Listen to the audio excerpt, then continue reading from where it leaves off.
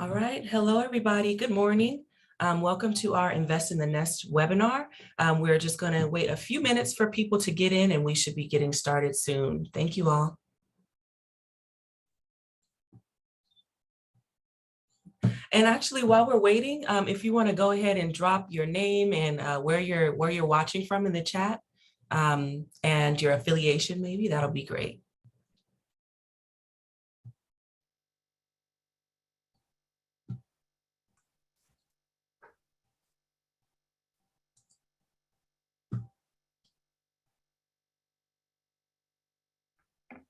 Okay, we have somebody from Raleigh, North Carolina, Moreno Valley, Imperial County, Santa Clara County. Oh, okay. All right, well, welcome everybody from wherever, whatever corner of California or the United States you're in. Thank you all so much for coming. You got Kern County, Imperial. All right, I see you all. And we'll just be a few more minutes and we are going to go ahead and get started.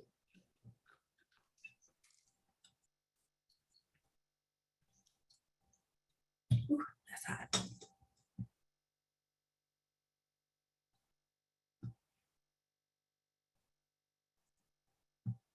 And so for comments and just general comments, you can leave them in the chat. But if you have a specific question that you want raised during the presentation, please feel free to use the Q&A feature. That's a little bit easier for us to keep track of. So if you just have like a general comment, if you're telling us like how amazing we are, leave that in the chat. But if you have a specific question, go ahead and leave that in the Q&A and we will do our best to get to you. And we will also have a little bit of time at the end to get some questions answered. So I see one already. Oh.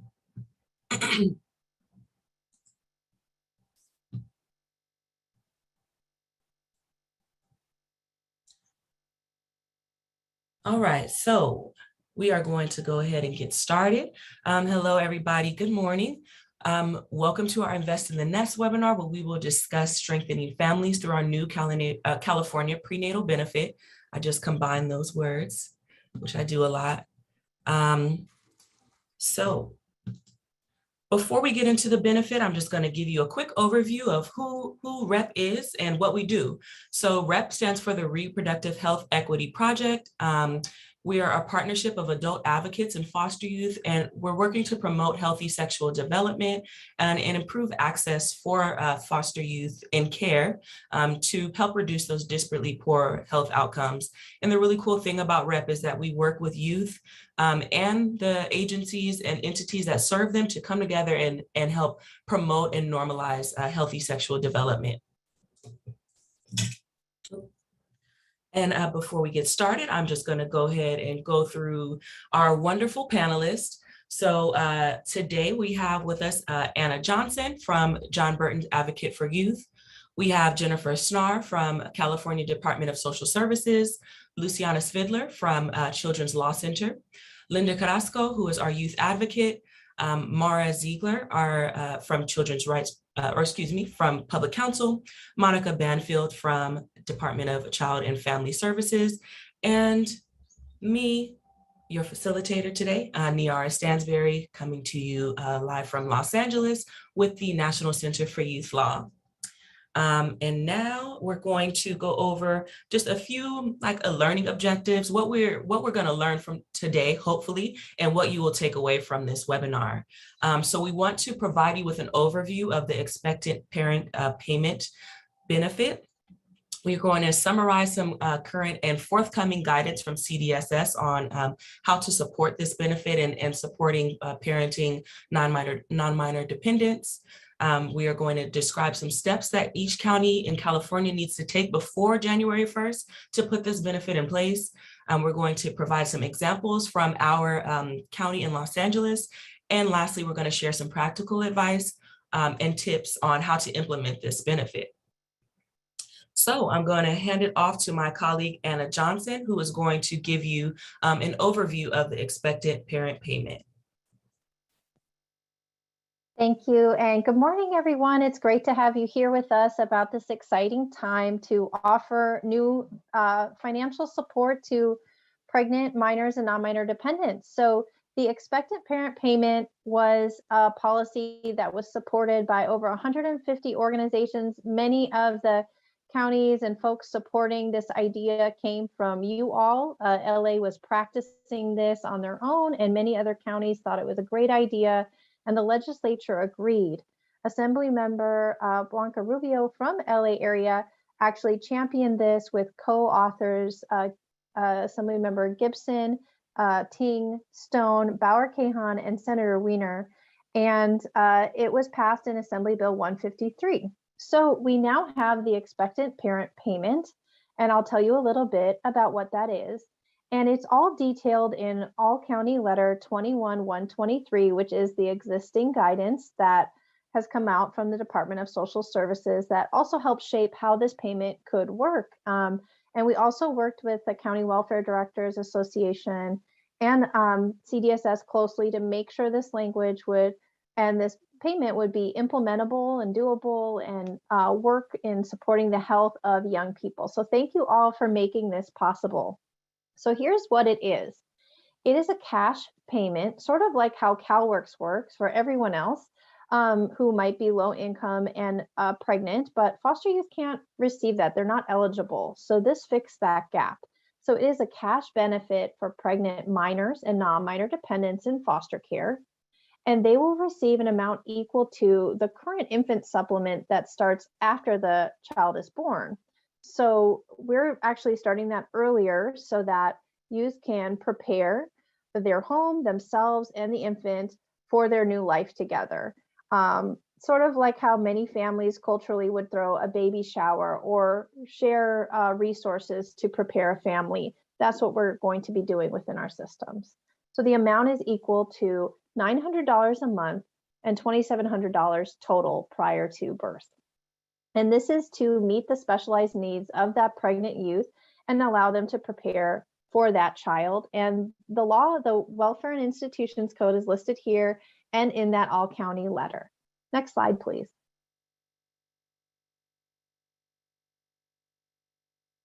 So we're really excited about this. The people who are eligible for this is a pregnant minor and non-minor dependents who are in foster care or out-of-home placement probation.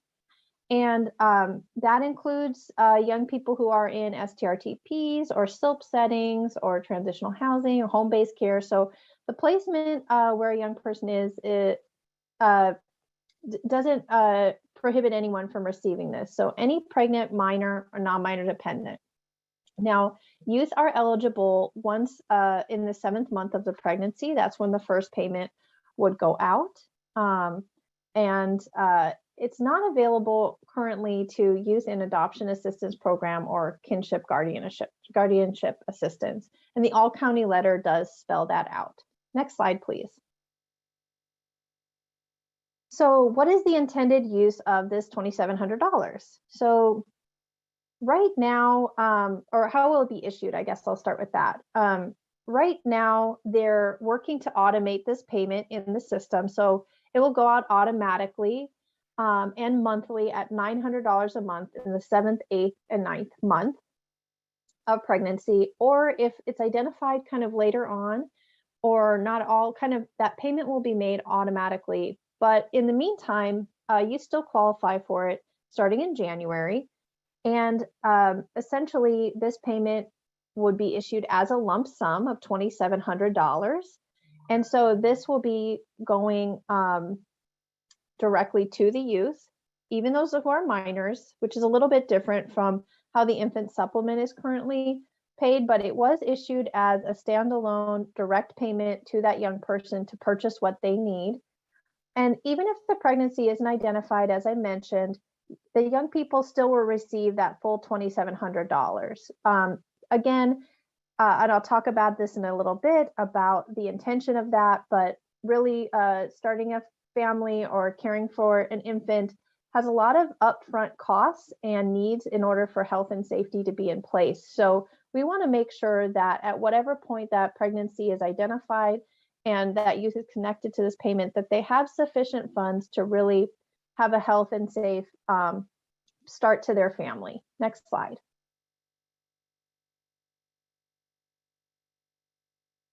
So what can youth buy with the funds?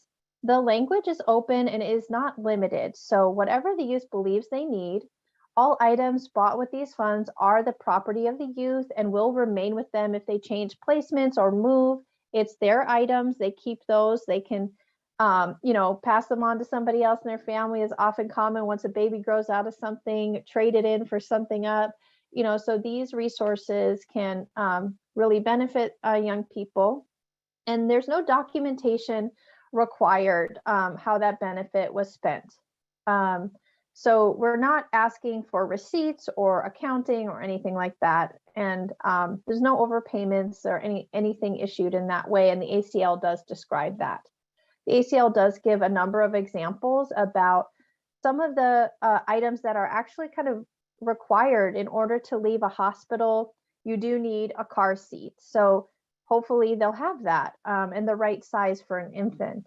In order to not co-sleep and some riskier practices, well, you'd need a crib, which is a high cost item. So there's also lists and resources that Jennifer will talk about later in the presentation, and some resources to have these financial conversations with youth that the department is developing.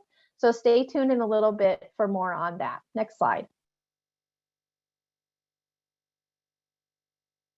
So where do counties have discretion with this? So at first, the manual enrollment and distribution strategy, many counties are kind of aware that a best practice might, with the payment, might be to issue it in a way that the youth can actually spend it, or in a maybe not as one lump sum. Some people have said, well, it's probably a best practice to split this up a little bit, or however you want. Well, the legislation is intended for lump sum, but again, the county can choose to set it up differently as long as the full amount is given within those timeframes.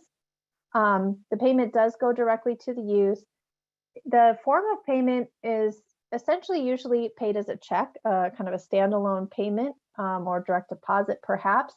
But in some cases, if there's issues with that, a debit card or another form of payment could be an option for specific cases where that would be more appropriate or desirable.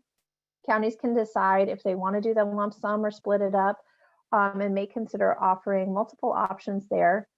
And in the all county letter, it does say the county should verify pregnancy, but it's not actually required. So there may be cases where that would delay the payment going out, or, so it says should.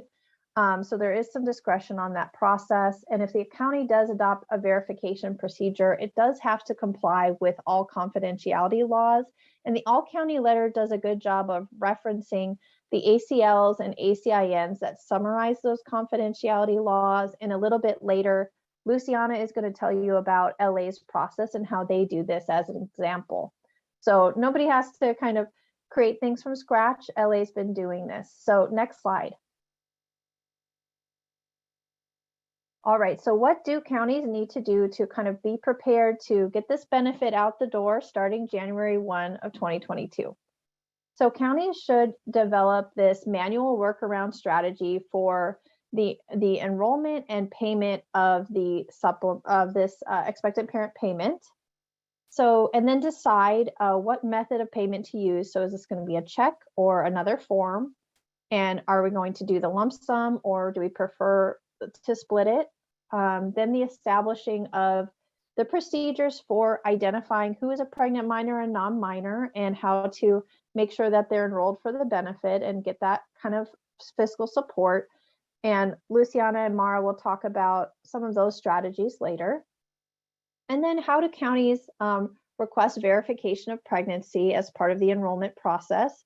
Again, we'll see an example of that later. And then how do county caseworkers or probation officers know about this benefit and know about the process to get the young people who are pregnant on their caseload signed up for it, and in a timely manner that payment goes out to them in a way that actually supports their pregnancy and health early on as it's intended. So thank you so much. Next slide.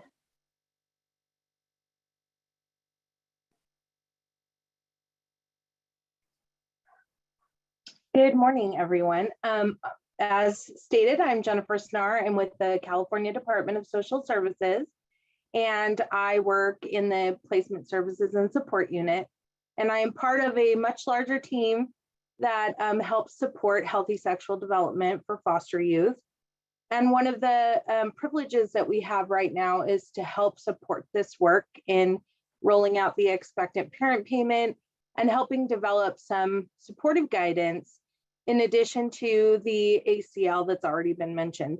So that covered some of the logistics of the payment piece, and we're working on some supportive efforts to help provide some additional best practices and additional guidance for caseworkers and in helping support the youth to spend this expectant parent payment as wisely as possible and maximize that assistance. So we have reconvened the Healthy Sexual Development Work Group, which had gone a little quiet, primarily because of COVID and some of the other priorities that snuck in there. But we are really excited to have this group back together and working again. The group was originally developed in 2016, and we convene the work group when we have new information or new legislation that comes through. And so we were really excited to start this work up again, and we've gotten some amazing input from the participants.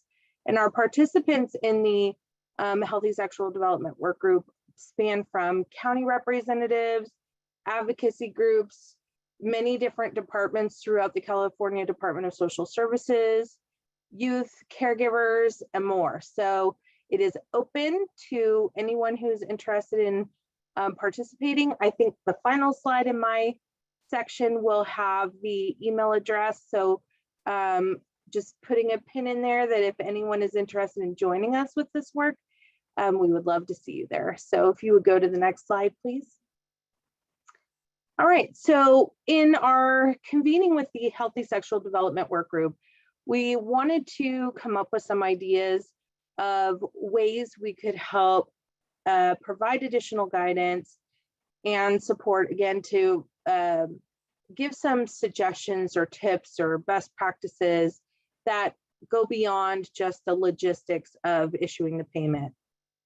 So some of the ideas that the work group came up with was to create an all county information notice to support that ACL, and that will include some best practices. We have drafted, we're actively working on this every day. We have a pretty robust draft already, and the goal of that letter is to give some suggestions about how caseworkers might work with their youth, some of the information they might want to connect the youth to, key people that might be able to assist that youth in preparing for the birth of their baby. Some of the budgeting concerns. Anna touched on making sure the youth has either a bank account or some way to obtain the money so that they can spend it, and various different ideas like that. In addition, we knew that there would be a lot of resources, and listing those all in a letter might not be the best way to present that information. So it was suggested that we create an online toolkit. That webpage is actually either already posted as we speak or very soon will be posted. And we have just a ton of links and resources, documents, and other web pages that have been provided to us by many of the advocates that you're hearing from today, as well as other participants in the Healthy Sexual Development Work Group. And the nice thing about having that web-based is that it can be ever evolving. So as we hear from other agencies or other groups that have additional resources they would like us to share, we can update that web page and add those additional resources. So we kind of have a starting point, a skeleton to post now, but we'll continue to grow that and continue to update that over time to make sure that that remains a really helpful and robust resource for our youth and caregivers, as well as our caseworkers. And then we also thought that it would be helpful to have maybe a one-page, can carry it with you in the field tip sheet for caseworkers to, again, have some of those best practice suggestions for those face-to-face conversations with the youth, and also some of the resources available in case you need those on the spot. So those are kind of some of the 3 deliverables that we at CDSS are taking responsibility for and working on actively. And if you'll go to the next page, please. Thank you so much. We also asked for some direct help from our work group participants. And again, some of the amazing folks that are here and speaking to you today have taken the lead on helping us develop some additional tools to help with supporting this work as well. So for example, again, these were ideas from the work group. We wanted to come up with a sample referral form for the expectant parent payment. We're not planning to mandate a state wide form, single form for referring a youth, but we wanted to provide counties with an option, a potential referral form that you might be able to use, or create something like it for your county that contains most of the key information that would get that payment started for a youth. In addition to that, we wanted to create a sample budget. A lot of our youth may not have any clue how far $2,700 will get them in preparing for a birth. They may think that that can buy them everything they need, and we want to help them realistically plan for how much they can cover with their payment, and help the youth and the caseworker or advocate, whoever is sitting down with the youth, kind of figure out which things are already available somewhere in your local area and not necessary for the youth to use their expectant parent payment for. Just a helpful visual to plan for the budget piece of the expectant parent payment. And then we're also planning, although this is future, we have not started this yet, planning to have a frequently asked questions document that will probably be posted on our webpage, but also distributed out to the mailing group as well. So those are the overall kind of ideas and tools that we have come up with the Healthy Sexual Development Work Group. And all of those are, except for the FAQ, those are already underway, and we're hoping to have them ready as soon as possible, you know, accounting for holidays and all of that good stuff. But we are trying to get things as ready as possible for early next year when the expectant parent payment is ready. And then I think on our next slide, we have our HSD. I know it's a really long address, my apologies. Our Healthy Sexual Development Work Group email inbox, email address.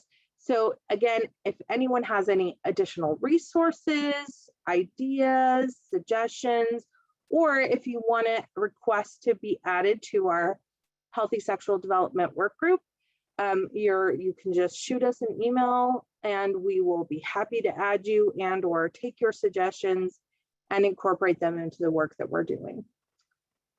So that is my piece. Unless, are we doing questions right now, Niara? I can't remember.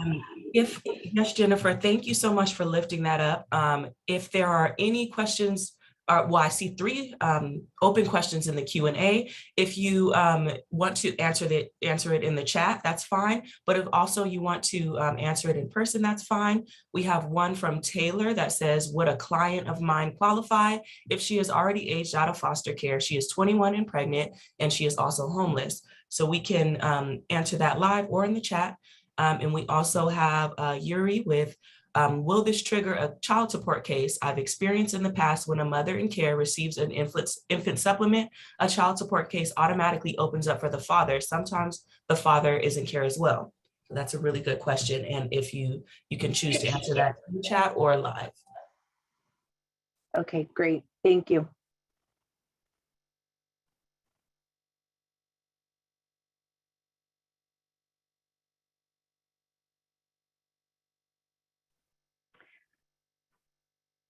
Hi, everyone. My name is Luciana Spidler. I'm a senior policy attorney with Children's Law Center of California. For those of you who don't know us, we are the organization that represents all the children in Los Angeles, Sacramento, and Placer County's foster care system. And I'm going to talk a little bit today about LA County's experience with a similar supplement or payment. So just to kind of learn a little about the process, what's been working, what hasn't been working, and what to look forward to in your own counties. Just a quick caveat, the early infant supplement, as we call it in LA County, was implemented prior to my policy work at CLC. I was a case carrying attorney at the time, so I have that perspective. But I'm going to cover a little of the background because the supplement didn't just come out of nowhere. It was the result of many years of work of both CLC, DCFS, LA County's DCFS, and other county departments, and collaboration on many different issues, which led to the early infant supplement. So again, a lot of that work was done prior to my doing policy work, but I am fortunate to still be working with a lot of these folks who were present then and continue to work on it and learning from the history. So just so you guys know, DCFS, there was a DCFS Pregnant and Parenting Teen Work Group, which over the years changed its name to the Expectant and Parenting Youth, so it could be inclusive also of fathers, not just mothers.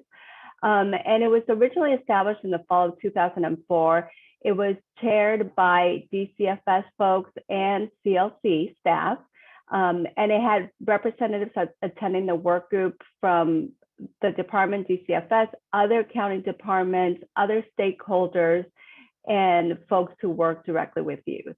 And during the work of this work group, there was a lot of work that was implemented at this time. In fact, one of the things that was done early on was to do just a regular county policy on how to work with EPI, with Expectant and Parenting Youth. At that time when it was done, I know that the group did some research and there was only about 10 policies like that in the whole country. So this group, really started working early on these issues.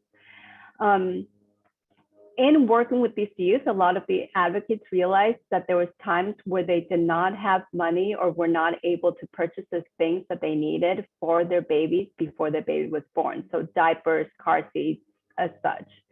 So the advocates requested at the time that the county provide a payment, like a payment prior to childbirth that would be equal or similar to the one that's available under CalWorks for pregnant women. The DCFS Parenting Teen Work Group created this early infant supplement, as we call it in LA County, and it became effective in 2018. At that time, the county LA DCFS agreed to provide the benefit out of county dollars, and the benefit was set at $415 a month for eligible pregnant teens. And that was half of the infant supplement. So that's how much the county, because it was county dollars, decided that they were able to pay for a total of $1,245 if the youth received the 7, 8th and 9 month payments. Next slide, please. So again, I mentioned LA County currently has the early infant supplement since 2008, and will be switching as the new year starts to the expectant parent payment. And I just want to point out a couple of the differences. LA County's early infant supplement was as I mentioned, 100% county funds. This was county money being used. As such, they set the rate at $410 a month for a total of $1,245. And the money was sent directly to youth who are 18 or older.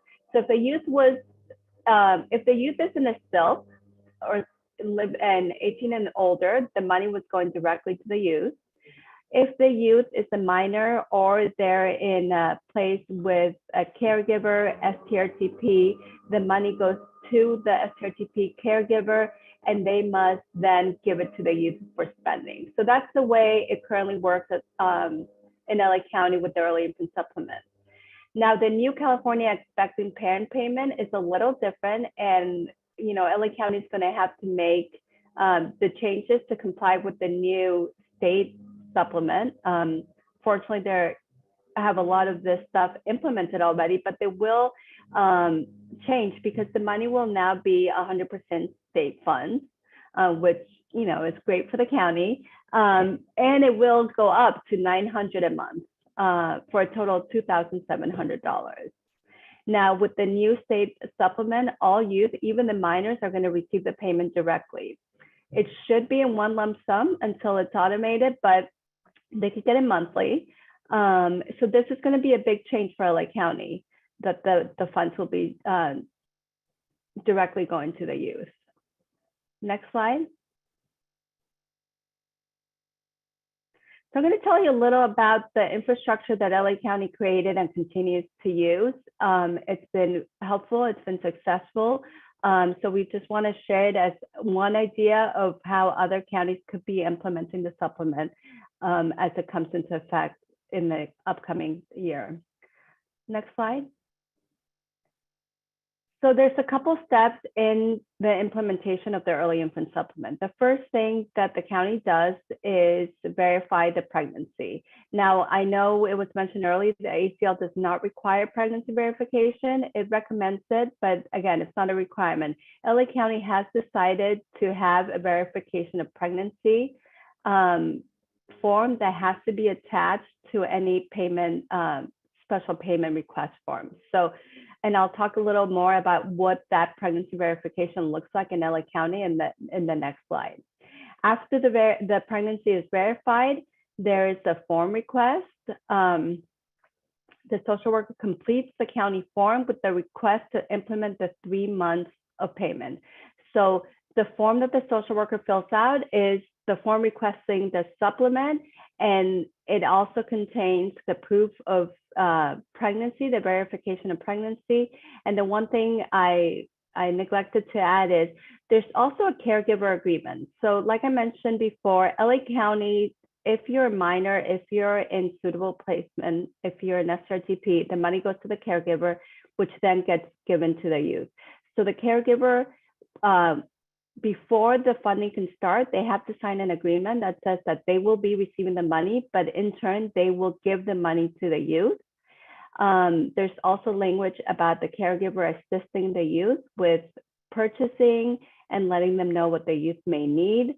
And that if the youth leaves that placement, that money goes to the youth and does not stay with the placement. So that caregiver agreement has to be included in this packet that the social worker will turn in.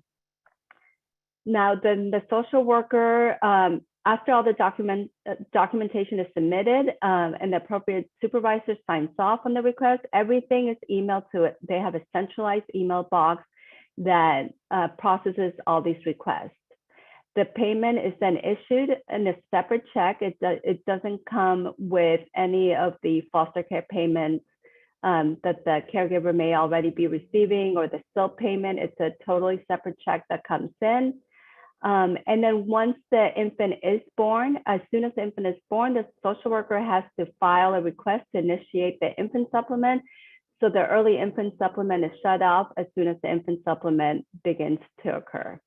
Now, again, in LA County, the early infant supplement was at half the rate of the infant supplement. So it was really crucial to do the switching as soon as the baby's born so they can start getting the full payment. Next slide.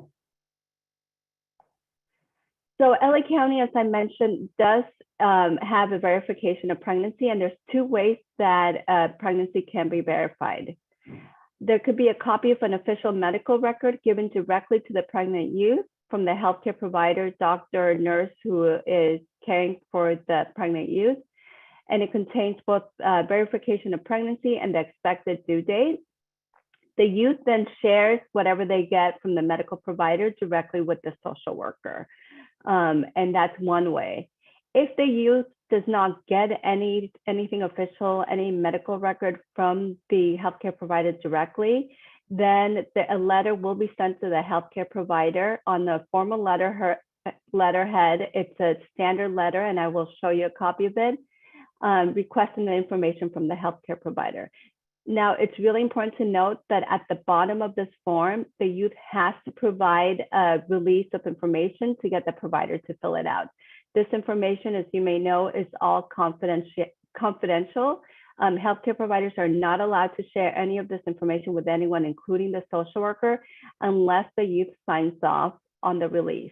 So if you go to the next slide, we can see the form that has been developed in LA County that is sent out to the healthcare provider, explaining why they need the verification and the expected due date so that youth could be eligible for this benefit. The bottom of the form, again, very important to note, is the authorization from the youth directly, allowing the healthcare provider to release this information. This form can be then mailed, emailed, faxed over to the social worker to include in their packet. Next. All right, thank you, Luciana. You gave us some really important information on what LA County is doing and kind of some models for what other counties can do. So I just want to ask a few questions that maybe some of our attendees may have about what we're doing in LA County. So why ask for verification of pregnancy? This was an issue that came up early on in the development of the early infant supplement, and LA County DCFS wanted to make sure that they verified that the youth was actually pregnant and the expected due date so they can know when to start the supplement. All right, thank you. So were there any problems getting people to sign up? No, this took off right away. And I think everyone was excited to sign up for the benefit. There was a lot of outreach done. Social workers were informed of the supplement so they can discuss it with the youth when they encounter youth in their caseload that was pregnant. Because also it was developed through the work group where CLC co-chairs and we are the attorneys for the youth, it was the word spread throughout our offices as well. So the social workers and our own support staff who work directly with youth also ensured and informed the youth of the right to receive the supplement. And FYI, so for your information, letters were sent out to all the offices within the county to inform them of this new supplement. Okay, so it sounds like people were quick to sign up, which is a really good indication for other counties. Was it hard to get doctors to sign the forms? This has not been an issue in LA County at all.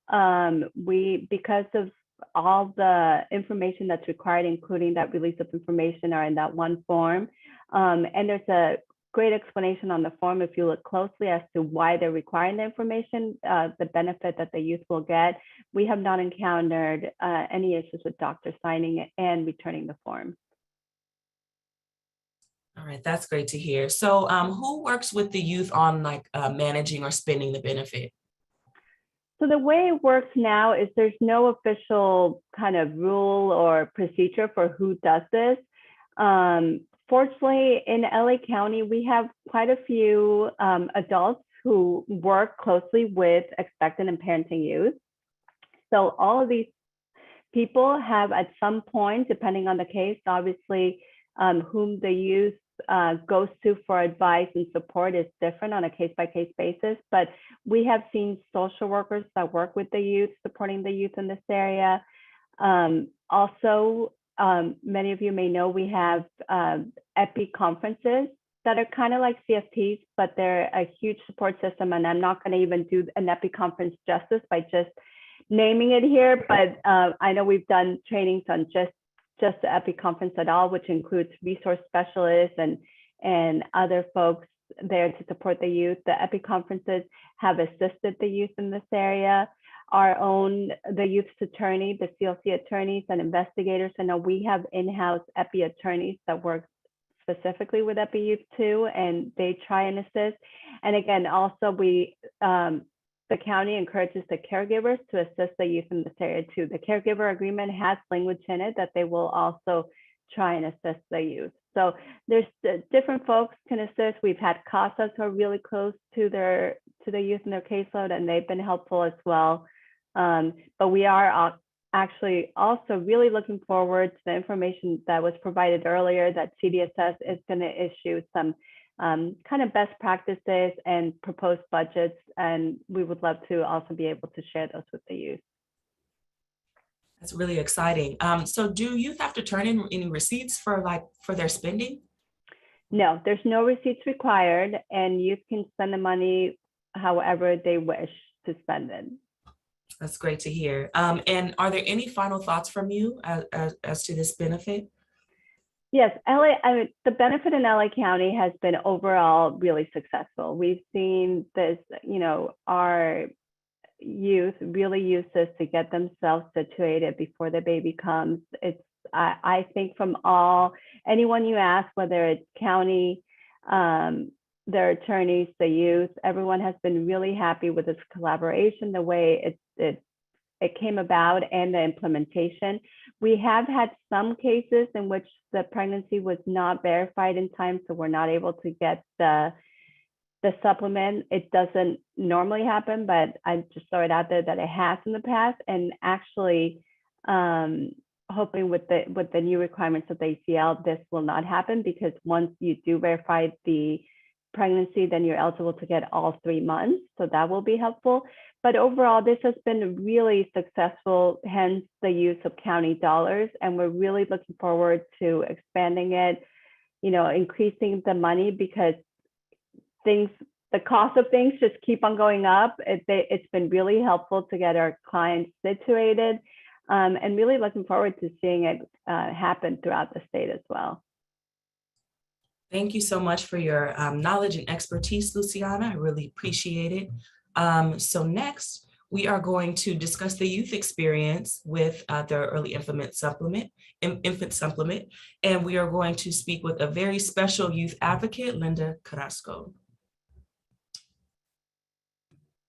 Hi. Hi, Linda. Did you want to introduce yourself?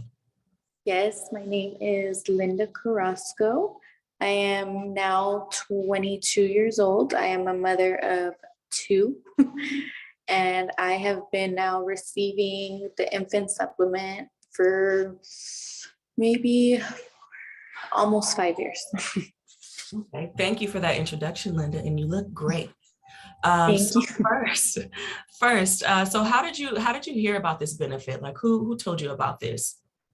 I found out about this benefit when I got into AB 12, which is extended foster care.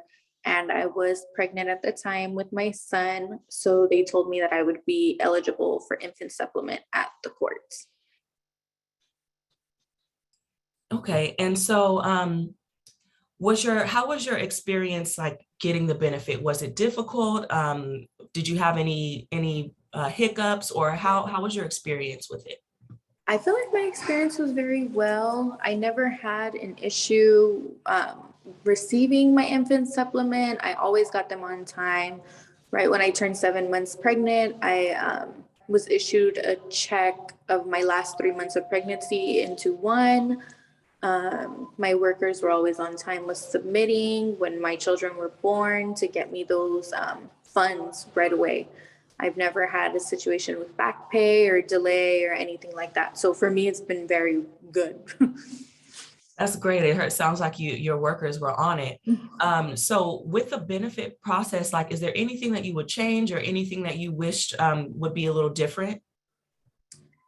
The only thing I would say is I just personally feel like 21's a great age, but I just personally feel like if there was room to maybe extend it till 25, maybe that would give people a little bit more time for success and other life things, because the infant supplement is for when you have children, and to receive your AB-12, you have to be attending work or school to keep receiving, and to attend school. Like I took advantage of attending school, but to still do it full time, even though you are receiving funds, it is hard to complete school in a matter of 4 years to still be successful, because you do have to still have your child and do all those things. So that would be my only recommendation, and things I would change is maybe if it could be a little longer, extended.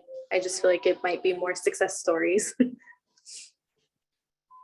That's a really good suggestion, and hopefully that's something that we can kind of take into account and maybe change in the future. So lastly, how did the funds help your family? They have helped me and my family immensely. I have been able to provide my child with certain things that I feel people my age might not be able to. I've been able to provide my child with a different outlook and not always having to say no to them when they want something, or no, we can't afford these things, or it's just, and it's been able to give me more time with my kids, with doing school and having things like that. It's opened up big opportunities for me to save and just be able to manage my time to spend time with my kids in general. And yeah. All right, thank you. It definitely sounds like it's had a positive impact on your life. And Yes, lastly, if you could speak a little bit about your experience with like the EPY conference and how you find out from resources from there. my EPY team is amazing. I am now 22 years old. My son is 4. I have a newborn who is 3 months, and they've been with me since before my son was born. So they've been with me for years. My EPY team feels more like family. We choose to meet every 3 months. They're continuously providing me with resources and things that can help me and better my life. If they have little financial opportunities, they're always bringing it to my attention. Just anything. They're just super communicative. And yeah, like my EPY team's the best. Well, that's so heartwarming. I can tell you really, you all really are a family. And I'm so glad that you're able to get this resource. And thank you so much for coming and speaking with us. I know you're in the middle of job training, right? Yes, I'm actually in the process of becoming a police officer. So yes, thank All right, you. everybody, give it up for Linda. Virtual claps for Linda. So thank you so much, Linda. It was a pleasure having you. And next, we're going to go ahead and transition to the county caseworker experience with Monica Banfield.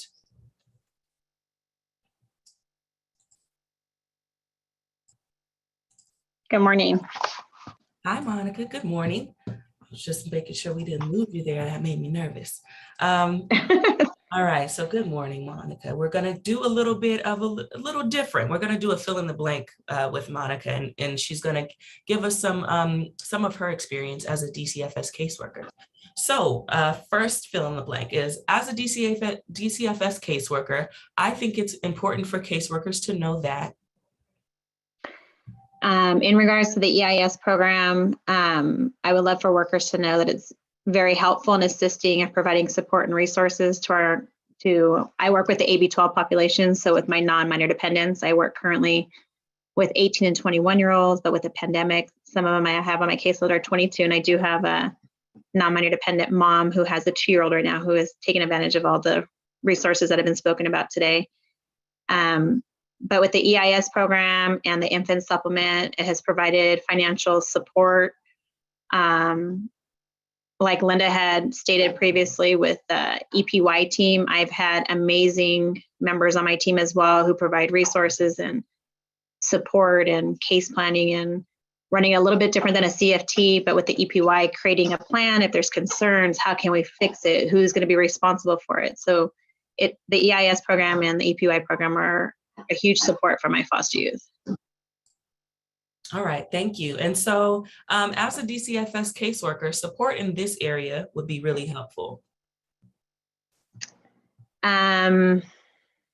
Support in the area for the EIS and the EPY. I think as a social worker, we're always constantly worrying about our youth. And to know that these programs are available for them to be able to provide financial assistance and alleviate some of the stress of the finances that come along with having a baby. The programs are very beneficial on their behalf, as well as a social worker, to have a little less stress in our lives to worry about where they're going to get these items from and how. Yeah, that could definitely be really stressful. And so next, youth that receive this benefit are positively impacted by? Oh, one of the main benefits is alleviation of some financial stress that comes with, obviously, if, you know, for everyone that does have a baby, they're expensive. So I recently just had an EPY meeting a week ago, and I love my team, like I stated, the EPY team as well. And they asked me if I could wait till January 1st to submit her 7th, 8th, and 9th for the early infant supplement so she gets more money. And it's actually a youth of mine who really does financially need the support of the income. So I am waiting till January 1st for her to get the $2,700 as opposed to the $1,245 that she would normally be entitled to. But with these benefits, and along with the EPY and the EIS, the amount of resources and support, not only financially, but emotionally, it's like one big hug for these kids, just being surrounded by the support and services financially, emotionally, and, you know, case management wise, I guess, as well. Thank you. And lastly, when my youth apply for this benefit, I advise them to save their money. I have, the benefit of this program is I have referred my pregnant moms and my expectant fathers. So I've had both ends of the spectrum where I've been able to utilize the program. My oldest one is 22. Her case is scheduled to close out the end of the month. She listened to all the advice that I provided her and ended up saving about $25,000 of her money. So with the money that she got for, you know, her SILP money, as well as the support for the baby, all the money, she never depended on it. She was working, she was going to school, she obtained a couple certificates. So she really utilized the program, saved the money. And I know with LA County, I'm not sure what it looks like in other counties, we do have a program called Baby to Baby.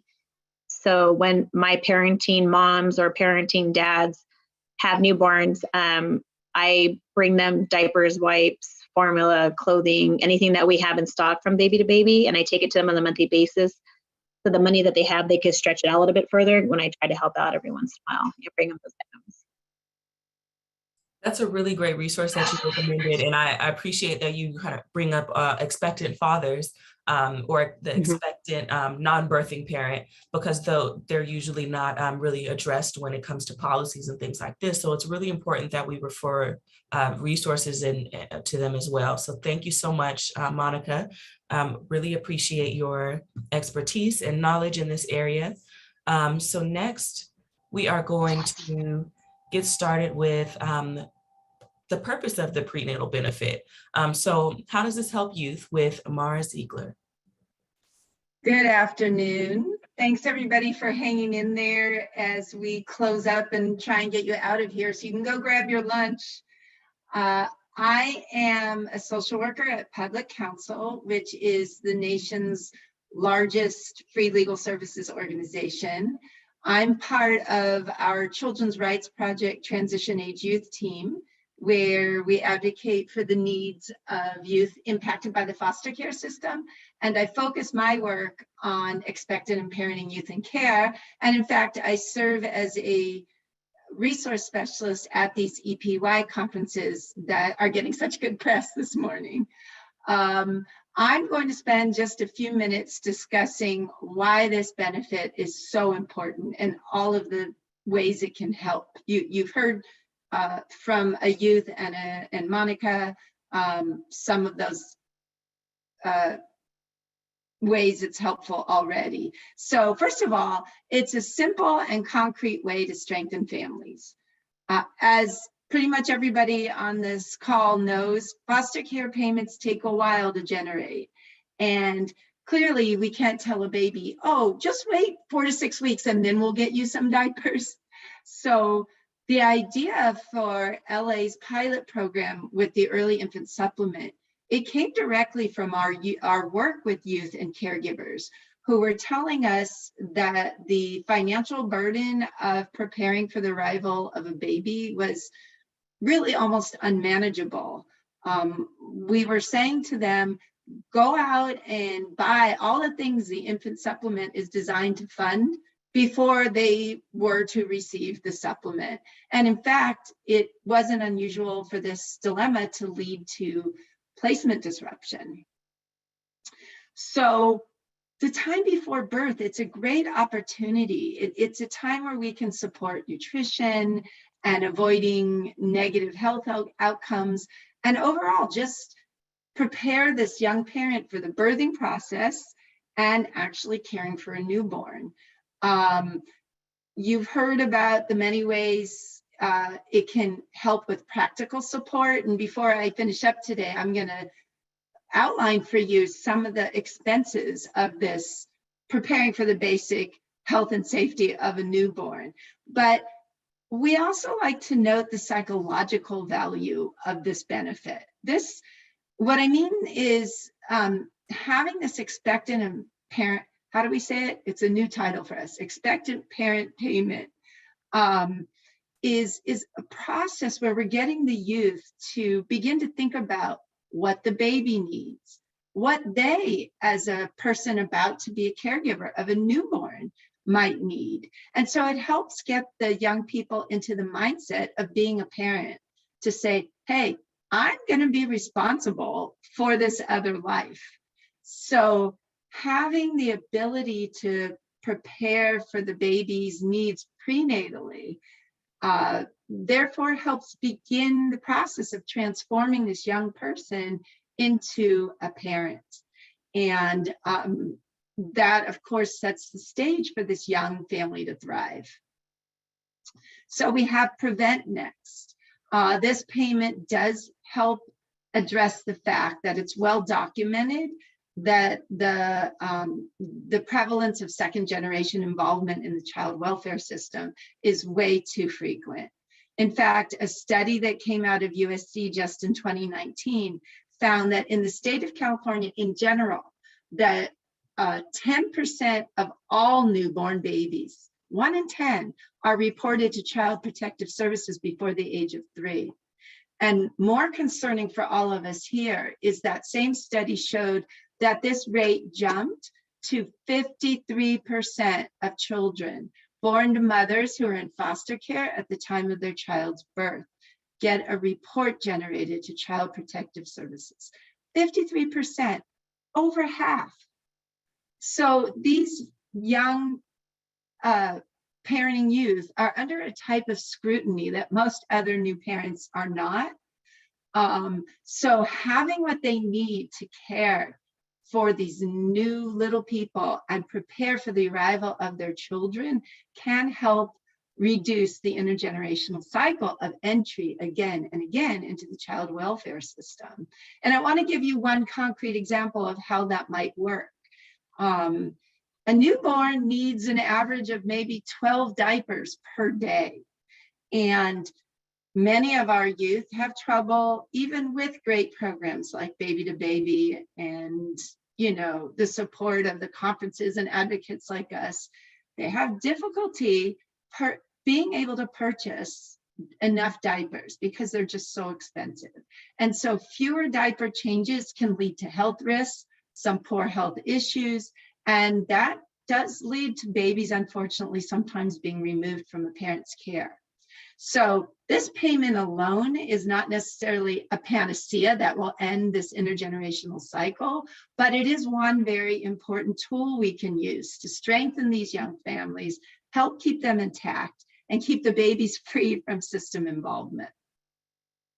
So next, let's talk about how this expectant and parent payment can support and empower these young folks and their families. all of us who work with these youth and in these conferences see people like Linda as, you know, it's an honor for us to work with them. Their resilience is so inspiring. They are typically eager to be the best possible parent they can be. They just need to have the support, the tools, and the resources. And I can tell you what we all, I think, felt as Linda spoke, this palpable sense of relief that there are people out there who have my back.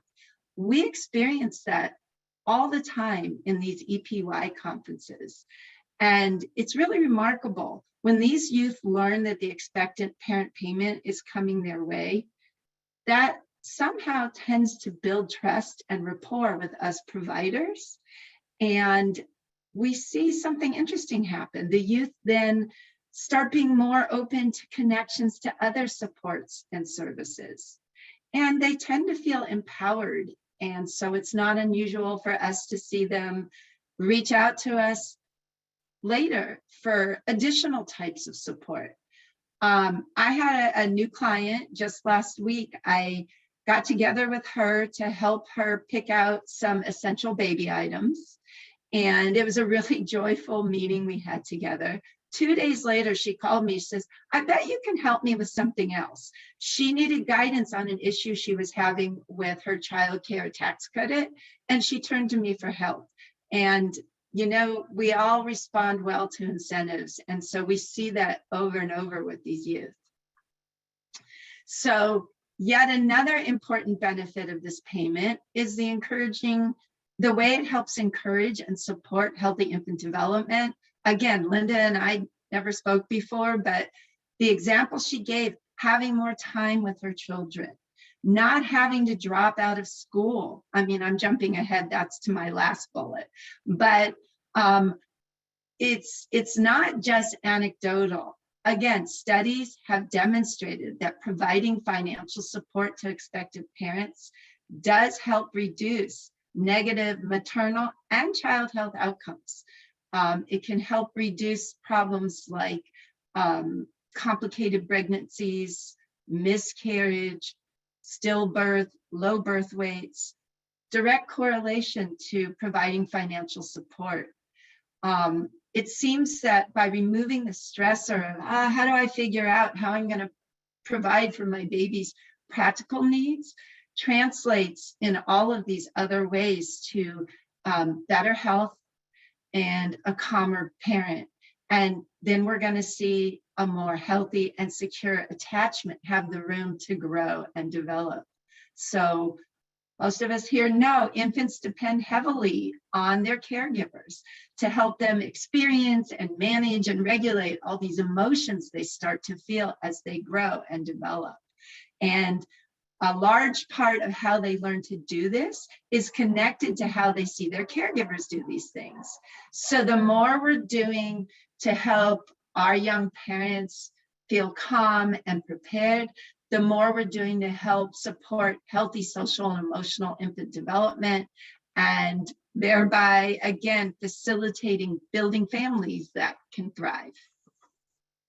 So finally, as I said, this benefit obviously helps support economic stability of these young parents involved with the foster care system, not just in the short term, but in the long term.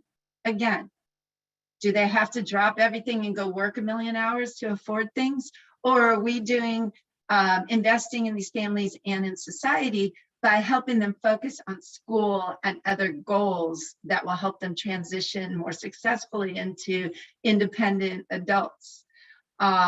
So it works both short-term and long-term.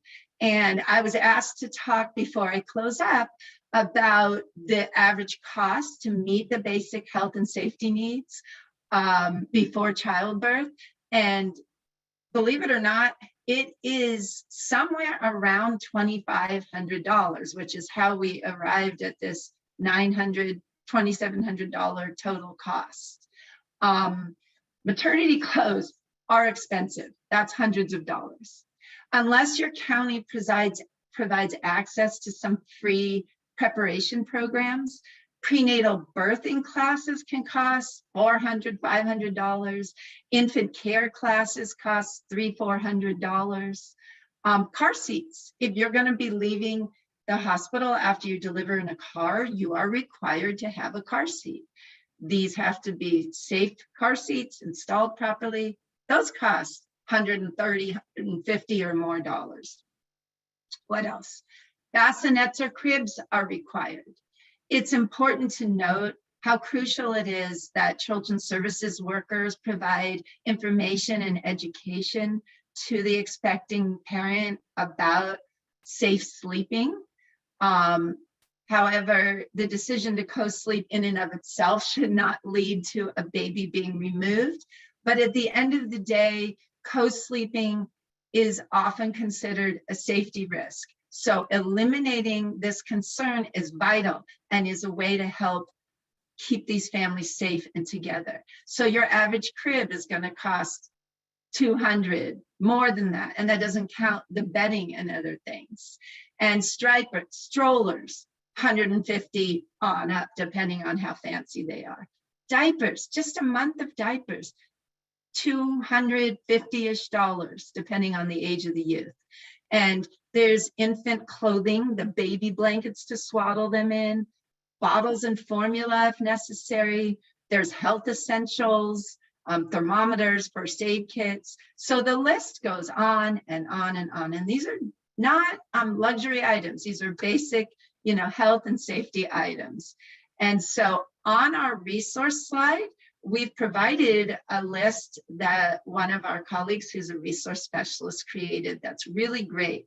It covers the essential baby items that are needed, and we welcome different counties to adapt this for their own use for the youth.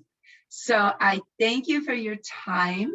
And I hope after hearing this discussion today, you'll see just how impactful it will be as California moves to investing in the nest for our expecting and parenting youth in care. Thank you so much, Mara. You gave us a really thorough perspective on why this matters and why it's important for counties to properly, have the tools to properly implement this benefit. So I'm just going to do a quick recap on what my colleagues have already kind of spoke to. So, excuse me. The number one thing, a few things that counties need to do before January 1st is counties need to develop a manual workaround strategy for enrollment before its automation in 2023.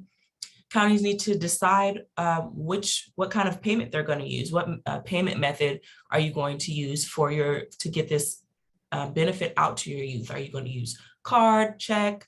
Counties also need to establish procedure and protocol for identifying eligible youth that are eligible for this benefit, and also kind of establish outreach methods and ways to get the word out there so that youth are not missing their timeline to obtain this benefit.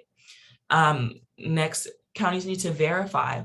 They need to first decide if they want to verify the pregnancy. And if they do decide that pregnancy verification is the way they want to go, how are you going to go about that? What method are you going to use to verify pregnancy?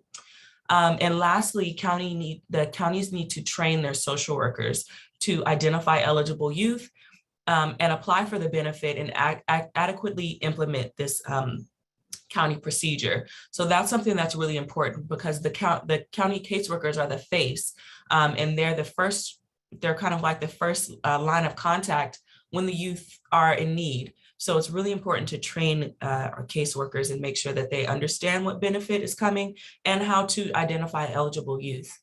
And next, we're just going to give you some best practices. So number one is to encourage and promote youth agency with the funds. As we previously stated, receipts are not necessary, but we do want to make sure that our youth are spending their money wisely.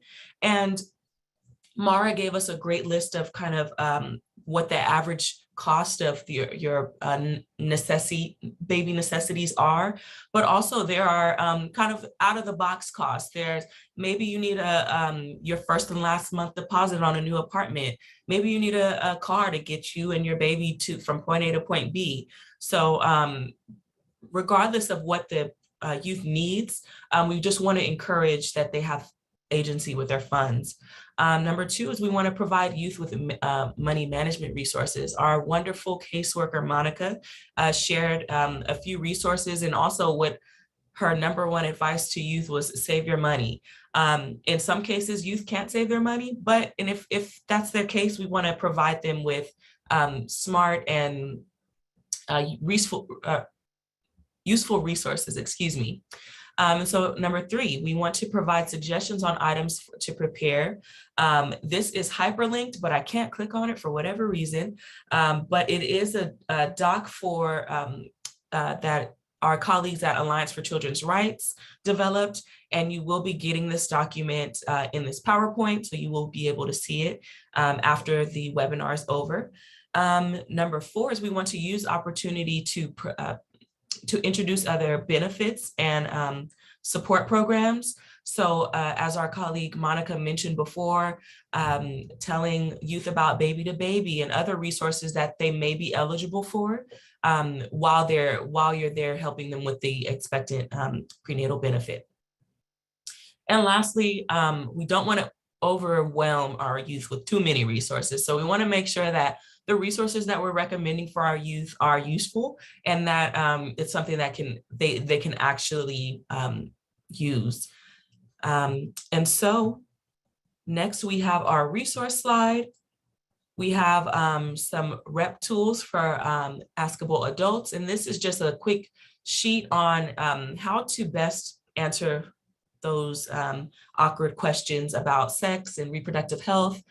We have the link to the ACL, which is the all county letter, which spells out the new expectant parent payment. This is for more of a policy side. So this is really good for those really specific questions.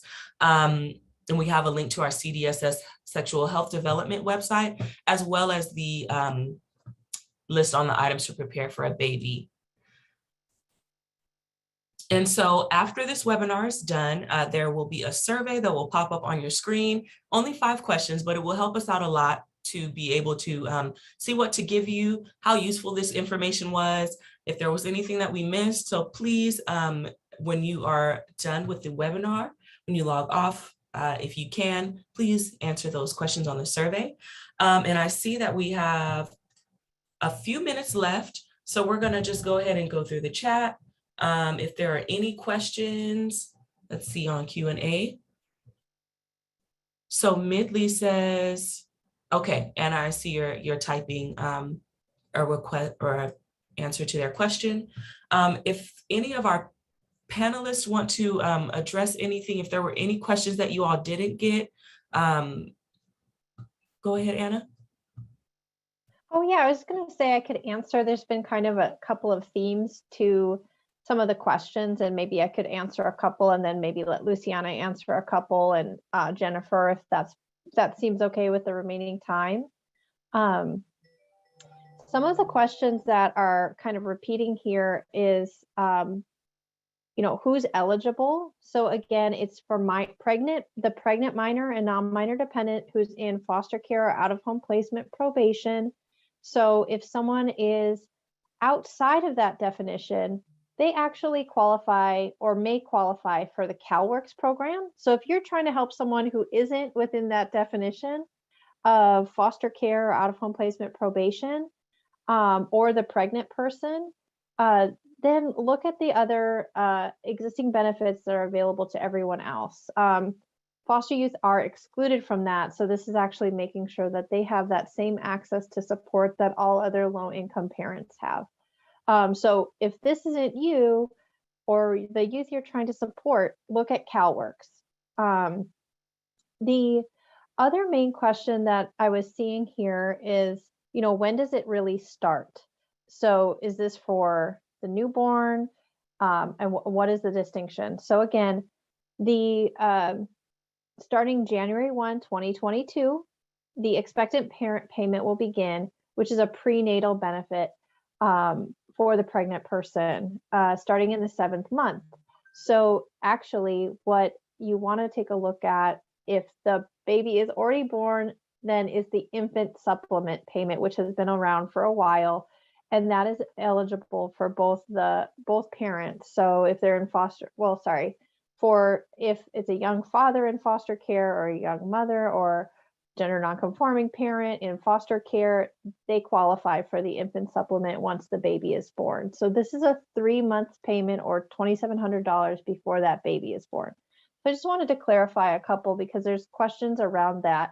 And I would really take a look at the all county letter that is in the PowerPoint because it does really clearly spell out who is eligible and the difference between the expectant parent payment as a prenatal supplement or financial payment and the infant supplement once the child is born. So it talks about both of those programs.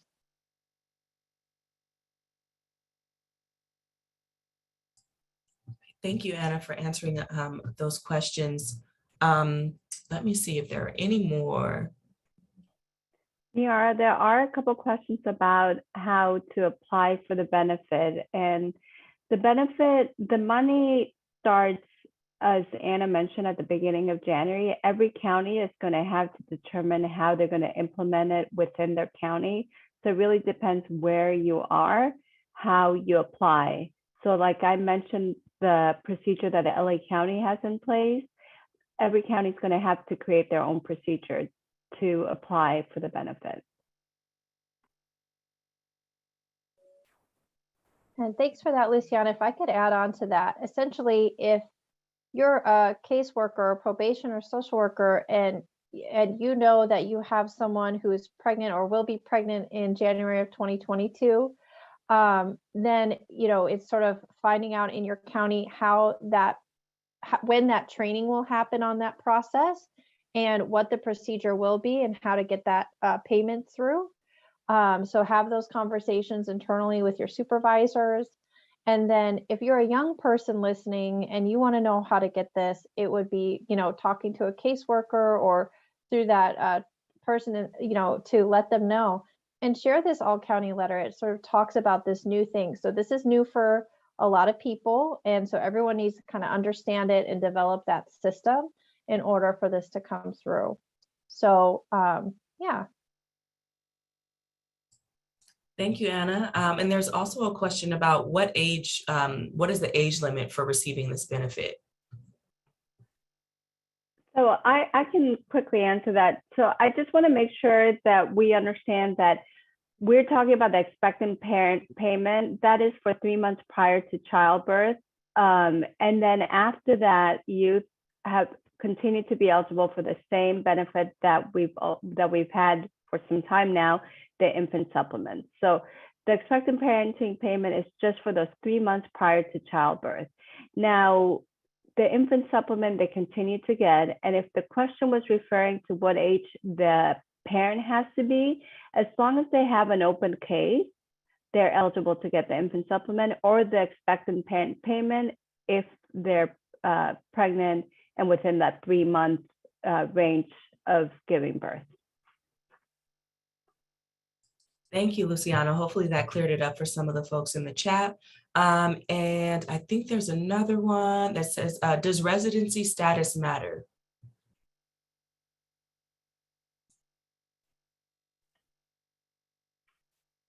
I think there's Hey, this is Anna. No, if again, the eligibility is based on if they are in those foster care, minor or non-minor dependent or probation out of home placement. So it's those who receive AFDCFC or ARC payments, including those in STRTPs, SILPs, and THP Plus and home-based foster care. So there's no limitations otherwise. all right. Thank you so much for getting those questions answered for us. We have somebody in the chat, Antonella, that says she is a CASA, or they are a CASA, and my case youth is pregnant with due date January 24th. We are in San Diego County. What is my first step to start the process?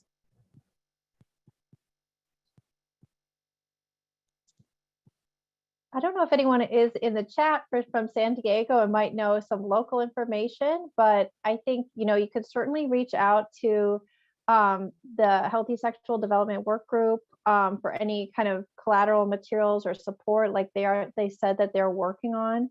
You know, talk to your supervisors, talk to your policy folks about what is the strategy for moving forward with establishing this. Are you going to verify? How will the payments go out? And what's the process to sign up a young person? And again, maybe because in January, you might not have everything official. Maybe for those young people who are pregnant at that time, we're not going to require verification for everyone because this system's not set up yet, but we'll start doing that once we've trained everyone. I think there's some flexibility again in implementation, and really the effort is to get that out the door. So I would just talk to your internal folks, the case managers, supervisors, and the policy team within CPS in San Diego.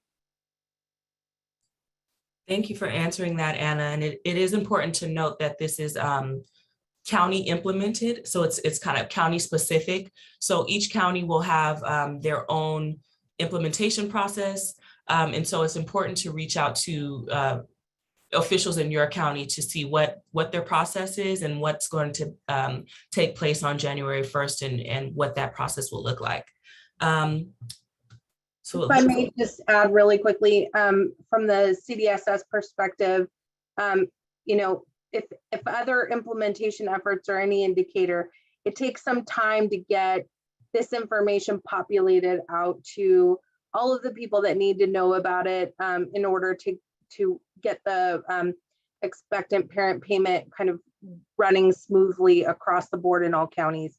So if you know, it's entirely possible you may encounter some caseworkers or line staff that have not yet heard about it or don't know enough information to know how to get this process started in their county. And I would just extend our contact information at CDSS to help with that. If you want to shoot us an email, if you're running into problems, we have a lot of resources that we can help share and help counties come up to speed or caseworkers come up to speed, because we know there's going to be kind of that interim period where the learning process is still happening. So just throwing us out there as another resource to help bridge that gap in the meantime.